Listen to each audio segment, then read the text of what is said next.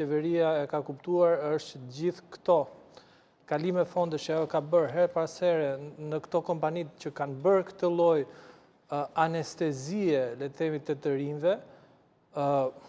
opinioni publik tashmë nuk është më i përgjumur që ta kalojë. Dua të them që qeveria të kalojë 5 milion euro në një kompani, le të themi, nëpërmjet prokurime me 2-3 projekte,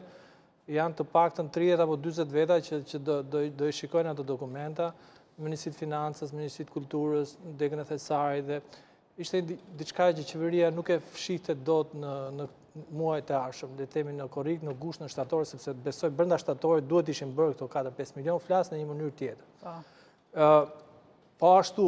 mënyra tjera ka pas biznese, këto koncesione oligarkë që kanë pas dhënë pagesa të tilla informale, nuk është koha tani. Kanë frikë dhe këto biznese të japin pagesa informale për të mbështetur element të tillë. Kështu që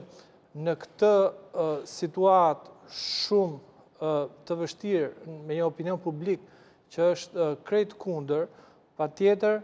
u gjet, unë mund ta quaj si akti normativ është si një tanks për të ndjekur një hajdut, pra krejt shproporcional si veprim, dhe normalisht ky akt do kalojë në parlament, unë nuk e di, unë besoj se do kalojë të njëjtën në parlament, pra imagjinoni që të bie parlamenti tani diskutoj a duhen apo s'duhen. Reagimet e shumta janë që deputetët duhet i thonë jo këtij akti normativ në parlament. Besoj duhet ditën e njëjtë, imagjino do mblidhen